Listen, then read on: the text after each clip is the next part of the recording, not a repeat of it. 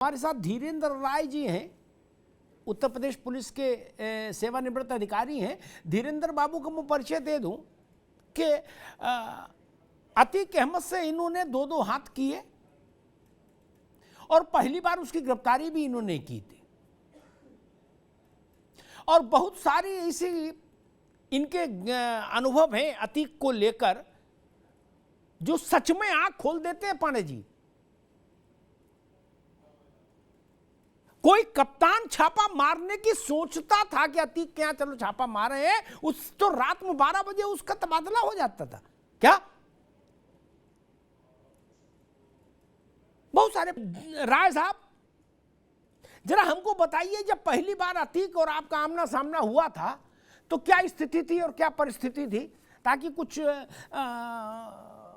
लोगों को समझ में आए, नौजवान पीढ़ी को भी समझ में आए कि ऐसे माफिया कैसे ऑपरेट करते हैं और उनके सामने सिस्टम कैसे रिएक्ट करता है। राय साहब जी, वर्ष 96 की बात है। इलाहाबाद में सिविल लाइन थाना क्षेत्र की घटना है।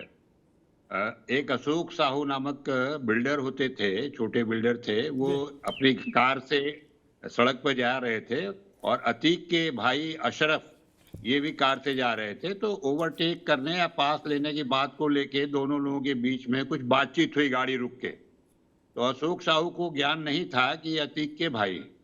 फिर वो विसर्जन हो गया। इसके बाद वो गए अतीक के, जब उनको पता लग गया कि अतीक के सगे भाई से मेरी बातचीत हुई है, तो उन्होंने जाके उससे माफी मांगी अतीक के घर पे जाके कि भाई साहब मुझसे बहुत बड़ी गलती हो गई, मुझे क्षमा कर दीजिए। अतीक ने कहा कि ये आपने गलती तो बहुत बड़ी किया है, लेकिन ठीक है जाइए। उसके दूसरे या तीसरे दिन ही वो सिविल लाइंस में गोलियों से भून दिए गए अशोक साहू। और उस समय इलाहाबाद में एसएसपी पद पे श्री रजनीकांत मिश्र जी तैनात थे। सारे वरिष्ठ अधिकारी लोग इकट्ठा हुए और वहां पर आए तो तुरंत पता लग गया कि अशरफ ने ये काम किया है। लेकिन उसके घर के, जो अशोक साहू के घर के लोग, जो लोग थे, वो लोग इतना डरे हुए थे, घबराए हुए थे कि कोई इनका नाम लेने को तैयार नहीं हो रहा था। लेकिन जब पुलिस ने उनको कॉन्फिडेंस में लिया तो सत्य बात उन्होंने बताई और फिर उन्होंने नामजद प्रथम सूचना अंकित करा दिया अशरफ के नाम से, और वो सही घटना थी। इसके बाद पुलिस जो है सक्रिय हुई। इसी एक घटना से आप देख सकते हैं कि कैसा नेक्सस है। माने वो पुलिस सक्रिय हुई तो मुझे लगता है कि 5-7 दिन के अंदर ही वो विवेचना ट्रांसफर कर दी गई सीबीसीआईडी को। सीबीसीआईडी को ट्रांसफर हुई। मीनवाइल मैं भी इलाहाबाद पुलिस में था, मेरा भी ट्रांसफर पॉलिटिकल कारणों से ही सीबीसीआईडी में हो गया। तो एसएसपी साहब जो थे, देखिए जो अंतर आया है जो मैं महसूस कर रहा हूं, उस समय एसएसपी साहब जो थे वो प्रोफेशनल थे। उनको लगा कि हमारा भी ट्रांसफर गलत हुआ और ये सीबीसीआईडी में गया तो वहां भी इसको चेंज किया जाए। उन्होंने तत्कालीन डीजी थे उसके सीबीसीआईडी के श्री एच राव साहब, उनसे रिक्वेस्ट करके मेरी पोस्टिंग कहा कि इनको इलाहाबाद सेक्टर कर दीजिए सर, और ये इन्वेस्टिगेशन इलाहाबाद सेक्टर में धीरेन्द्र राय से कराइए। तदनुसार वो कार्रवाई, वो आदेश हो गया, वो विवेचना मुझे मिल गई। जब मैंने विवेचना शुरू किया तो पता लगा कि ये तो यहाँ एफआईआर लिखी गई है, उसके पहले उसी दिन ये अशरफ चंदौली थाने में आर्म्स एक्ट में कट्टे में बंद है। तो ये हुआ, वहां पे एक इंस्पेक्टर हुआ करते थे उस समय, मंसूर अहमद काजी, संयोग से वो हमारे सत्र के ही उप निरीक्षक थे। तो जब ये पता लगा तो फिर मैंने इसको इन्वेस्टिगेट किया तो एस्टेब्लिश हो गया कि ये फर्जी उन्होंने किया है, और वहां उसको माने कट्टे में फर्जी दिखाया, अपनी फर्जी लिखा पढ़ी करके।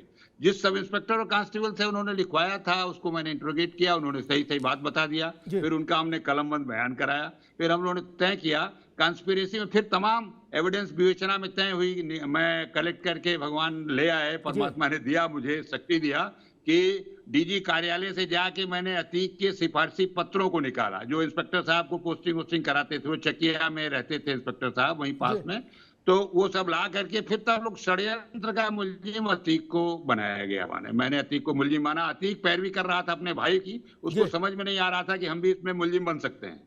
इसके बाद जब उसकी गिरफ्तारी की बात शुरू हुई, जो अपनी सीबीसीआईडी विधिक औपचारिकताएं है डिपार्टमेंटल, वो टाइम में फोटो से इकट्ठा होता है तो हमें हो जाता है। तो हमारा ये मानना है कि और क्या उसको भाई अपने वही बैठी तो कोई पता नहीं, हमारे सत्ता साहब भी आपके पास पहुंच जाएंगे। इतने लोग रहेंगे तो 15 की संख्या हो जाएगी और हम व्यक्तिगत रूप से पता कर लेते हैं कि वो है कहाँ और उसके बाद वहीं रेड करके उनको पकड़ लिया जाए। उनको पकड़ लिया, उनको पता नहीं है कि हम अभियुक्त हैं इसमें। तो हमने फिर जब ये सब बातें हो गई तो मैंने टेलीफोन से डायरेक्ट अतीक से लैंडलाइन से बात किया। तो लैंडलाइन फोन उनके चकिया के ऑफिस में लगा था। उन्होंने फोन उठाया और कहा कि अतीक नहीं है। तो मैं भी समझ गया कि अतीक बोल रहे हैं, वो भी समझ रहे हैं कि मैं बोल रहा हूँ धीरेन्द्र, क्योंकि वो मुझे बहुत प्रयास भी कर रहे थे। इस बीच उन्होंने हमको इनडायरेक्ट थ्रेट भी कराया, वो सब था, तो सब कुछ चल रहा था। तो अब फिर वो इसी बीच वो तफ्तीश फिर मुझसे ट्रांसफर कर दी गई, दूसरे इंस्पेक्टर को दी गई। तो इंस्पेक्टर साहब जो थे सीनियर थे, तो उनसे मैंने रिक्वेस्ट किया अब आप बात करो। तो उन्होंने बात किया, तो अतीक अहमद से बात हो गई। अतीक अहमद ने स्वीकार कर लिया कि मैं हूँ, 1-2 दिन बाद आप आओ और किसी होटल में हम बता देंगे, वहां आपसे बात हो जाएगी। तो कंफर्म हो गया कि वहां है। इसी प्रकार इस सूचना को हमने एसएसपी साहब को कम्युनिकेट किया। उन्होंने तुरंत जो उनके पास ऑफिसर्स थे दोनों, उनको और 2-3 एसओस को भेजा कि जाइए आप जाके उनकी मदद करिए। मैं हाई कोर्ट पहुंच गया था। हाई कोर्ट के सामने ये सारी पूरी टीम पहुंची। इसके बाद मैं एसपी साहब, एसपी आर्य साहब के साथ हुआ। मैंने बताया कि इनको पकड़ने चलना, हम लोग चल दिए। उन्होंने पूछा तो वहां हम लोग पहुंचे तो चकिया ऑफिस में वो शीशे उसे का केबिन था, दूर से मुझे अतीक दिख गया। तो मैं अंदर घुसने लगा तो बाहर एक गाड़ी भी खड़ी थी, जिप्सी, और संभवतः वो सीआरपी के पैरामिलिट्री के कोई आईजी साहब थे और बिहार के रहने वाले थे। वो भागे गाड़ी वाड़ी लेके, बहुत अजीब असहज की स्थिति हो गई, वो चले गए। इसके बाद अतीक को मैंने कहा उठिए आप, आपको गिरफ्तार किया और चलिए। ले आके गाड़ी में बैठाया, फिर ले आया उनको सिविल लाइन थाने का मुकदमा था वहां बैठा के। फिर हम लोगों ने तुरंत तय किया कि उनके घर की तलाशी लेंगे। तो खुलदाबाद थाने में आता था, वहां हम लोगों ने जाके जब घेर की सर्च ली, उनके पिता थे वो जो न्यायपालिका में सब तमाम पैरवी उरवी करते रहते थे, तो उनके पास से फिर एक राइफल मिल गई, कुछ प्राइवेटेड बोर्ड के कार्टिजेज मिल गए। तो उसमें उनको पकड़ के फिर बंद किया गया खुलदाबाद थाने में। तो एक ही दिन अतीक बंद हो गए और उनके पिताजी बंद हो गए, वो लोग जेल गए। इसके बाद फिर ये इन्वेस्टिगेशन ट्रांसफर कर दी गई लखनऊ सीआईएस सेक्टर को। अब आप समझ लें, यही तंत्र की बात मैं बता रहा हूं कि ये कार्यपालिका, विधायिका, जो न्यायपालिका को तो सम्मानजनक तरीके से मैं कहूंगा, लेकिन उसका भी दृष्टांत मेरे पास है। वो इस तरह से घने रचे बुने हैं कि सामान्य आदमी बहुत प्रबल इच्छा शक्ति का व्यक्ति होना चाहिए। जी वही बात राय साहब, धीरेन्द्र राय साहब के पास चलूंगा। अभी रुकिए, ठीक है कपिश बाबू। 3 घटनाएं मैं सामने रखता हूं, उससे पूरा चेहरा सबका साफ हो जाता है। विधायिका की बात आई, कार्यपालिका की बात आई, अपराधियों की बात आई। 3 न्यायपालिका पर मैं बोलना नहीं चाहता, जो बात धीरेन्द्र जी ने कही उसी में मेरी बात भी मान लो कि सावधान 22 पसेरी हैं, लेकिन छोड़ो। आजम खान साहब, जैन साहब इसी पे आपसे भी कमेंट लूंगा अभी धीरेन्द्र जी से। आजम खान साहब ने एक दौर में एसएसपी को 2.5 घंटे धूप में खड़ा कर दिया। बोले उसको खड़ा करो साले को, क्या दोनों हाथ ऊपर कर खड़े हो जाओ, क्या धीरेन्द्र बाबू आईपीएस अधिकारी, जून का महीना खड़ा कर दिया, क्या जवान जनता देख रही है। एक दृश्य, मुख्तार अंसारी ने कोतवाली में ताला ठोक दिया, याद होगा, बड़ा बवाल मचा, क्या कोई माई के लाल ताला खोलने की हिम्मत नहीं कर पाया मुख्तार के सामने। ठीक। तीसरा, 20-25 पुलिस वालों को अतीक ने अपने घर में बंद कर लिया। क्या ये 3 घटनाएं बताने के लिए पर्याप्त तो नहीं है कि पूरा सिस्टम कैसे काम करता है धीरेन्द्र जी? जी